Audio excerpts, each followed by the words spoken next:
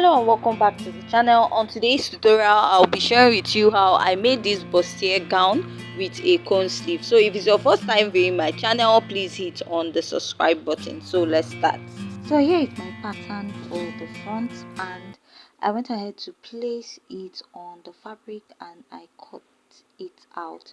So on the yoke part, I cut out two pieces because I'll be doubling the yoke area, and I added my sewing allowance to it. And going down to my other patterns, I went ahead to add half inch because I cut this into two because of the deep neckline we are going to join at the yoke part. And at the other side, I just added half inch to the front part. We have already added our sewing allowance. I cut out the wording, the gum stay, and so the next step is to join my pattern, and to do that I'm just going to unpin it. I'll go ahead and take the main fabric and I'm going to open it up this way. So the next thing I'm going to do is to place my wording. So I cut the wording of the camera. I have videos where I cut out my wording. You can as well go ahead to check that out. And what I'm going to do is to go ahead and iron my wording on my main fabric, and on the lining I'll be ironing gum stay to it. Next, I will introduce the side of this, and this is how you're going to join it. I'm going to join the sides before joining the center. So next, I will be introducing my wording, and I'll place the shiny part on it, and I will go ahead to iron it. Make sure you place the right wording for each part. So I'll just go ahead and do that, and I'll go ahead to iron. But before I iron, I'm going to explain to you the way I'm going to be joining it. So I'm just going to place this, and I will stitch with half inch from this part. I'll stitch half inch, and on the other side also I will be stitching with half inch also. Whatever I do at the main fabric, I'm going to repeat it at the lining. So I'm done joining, and this is what I have, and you're going to go ahead to notch it so that it's going to be relaxed, and also iron with your tailor's ham. So the next thing now is to join our yoke to this pattern. So go ahead and I will unpin my pattern from the yoke.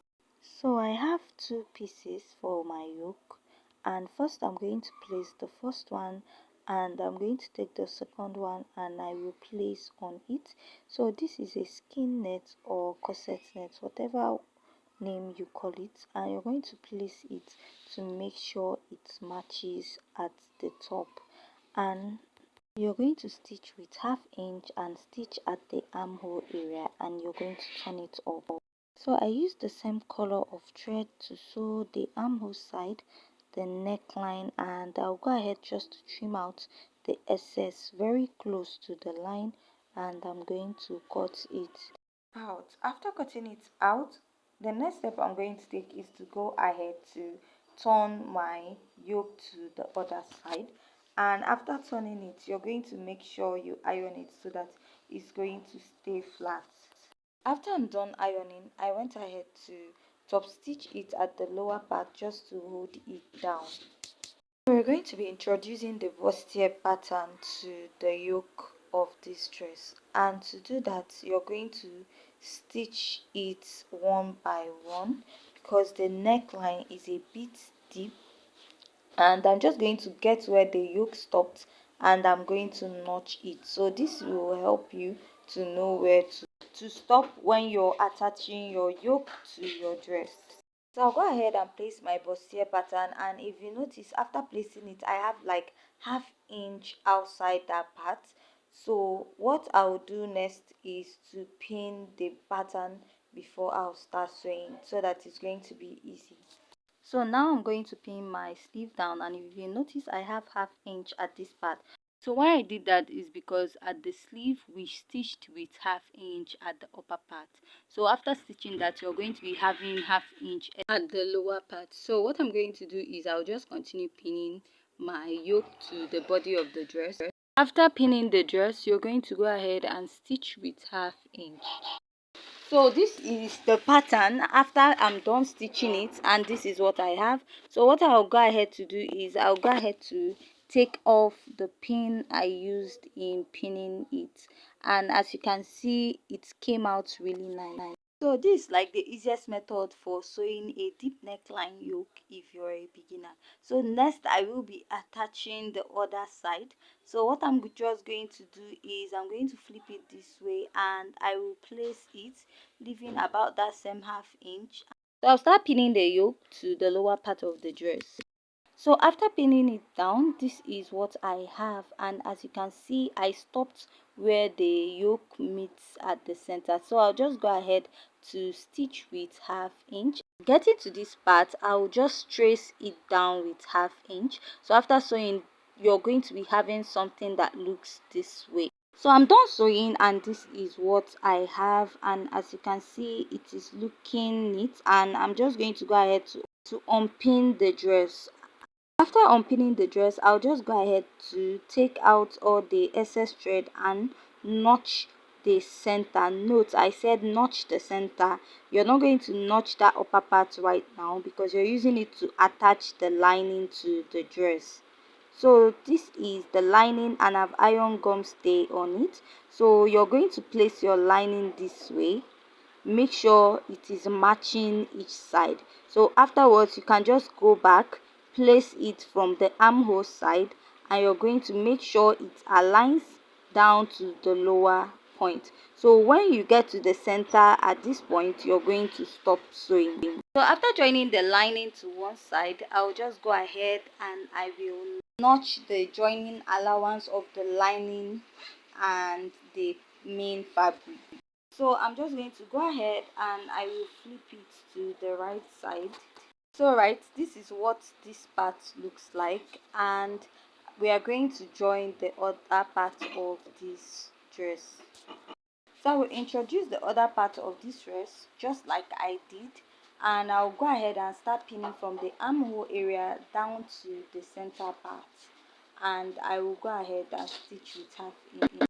So I'm done sewing the other part, and I've gone ahead to notch it also. So right now we are going to join the lining at the back. So you're going to place them right side facing right side, the right side of the lining facing the right side, and you're going to start stitching from where the yoke stopped at the back to the end.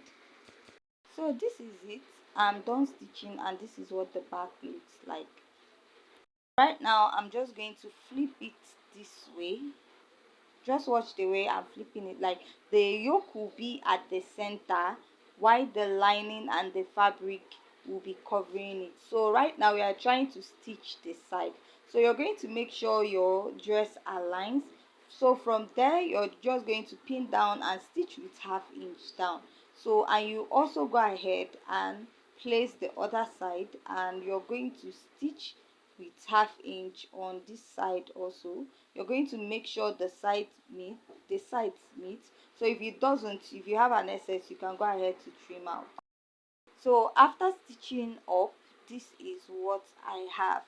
So the next thing right now we'll be working on is on the skirt part of this dress. So if you remember, I added 2 inches allowance when I was actually cutting the skirt to create a turn up effect. So on the lining piece, I measured out, I took out about 2.5 inches. So why am I doing this? Is just to give the skirt a turn up effect at the lower part. So I'm going to spread open my skirt, and I'll place the lining on it. So what I'm going to do is stitch with ½ inch at the lower part.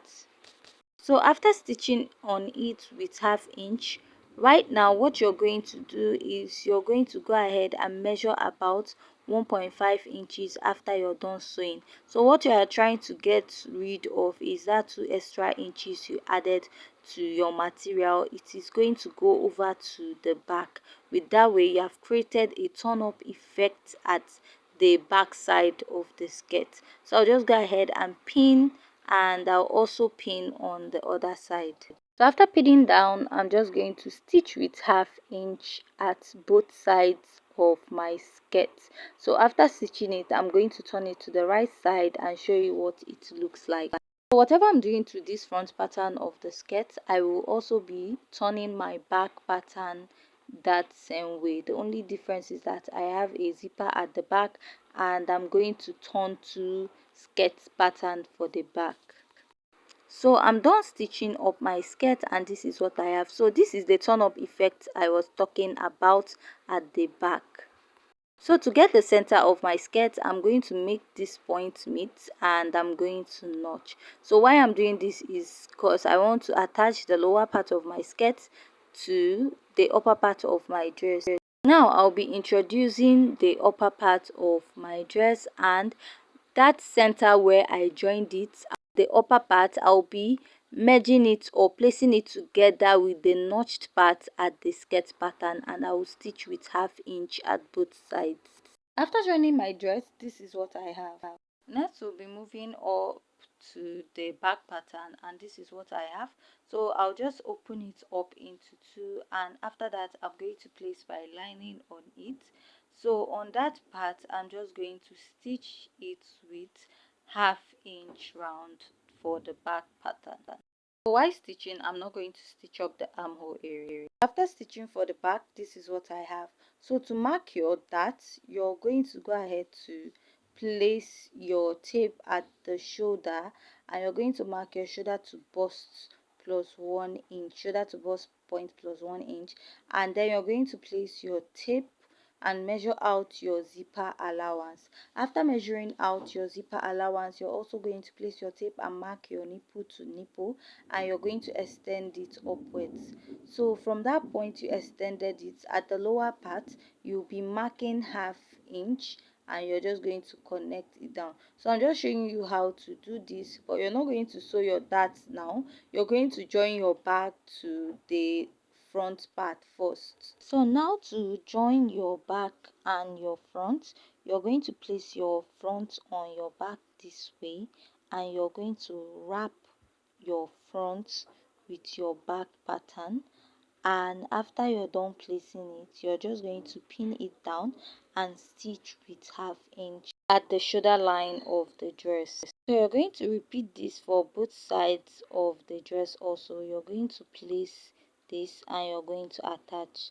So I've gone ahead to attach this side, and I'll also go ahead and sew the dart. After I'm done sewing the dart, I'm just going to attach the lower part of my skirt. So after repeating this, I'm just going to repeat the same process for the other side of my skirt also, and I will go ahead to also attach zip at the back part of the dress. So after I'm done, the next thing is to shape the dress. So I'm just going to measure my shoulder to bust line, my shoulder to under bust line, my shoulder to waist line, and then I'll mark 7 inches just to get my hip points. Shape my bustier, I'm just going to measure what I have in between, and what I have is 6.5. Now my total bust circumference is 33. 33 divided by 2, I have 16.5, and I will go ahead to my nose, that is 6.5 I have at the middle. So what I'm left with is 10 inches. So that 10 inches, I'm going to divide it at both sides, which is 5 inches at both sides. So I'm just going to mark. So this is usually used when you're shaping a bustier gown. So this is just to make sure that your nipple to nipple aligns, or the center joining stays at the middle. Going down to my under bust circumference is 28 divided by 2, I have 14. So I'll measure what I have at the center, and whatever I have at the center, I'll be taking it out from that 14. So what I have left from the 14, I will split it into 2 and I'll go ahead and mark.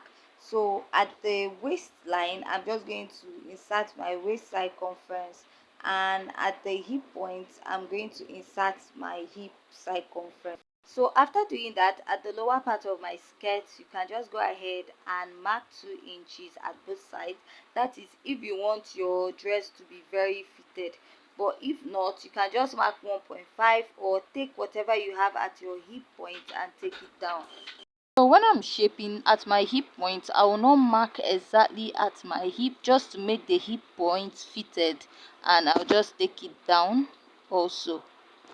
So I also repeat this at the other side, and after that, so I'll be dropping a video of how I drafted and made the cone sleeve. With that, we have come to the end of this tutorial. Please don't forget to hit on the subscribe button, give this video a thumbs up, and see you in our next video.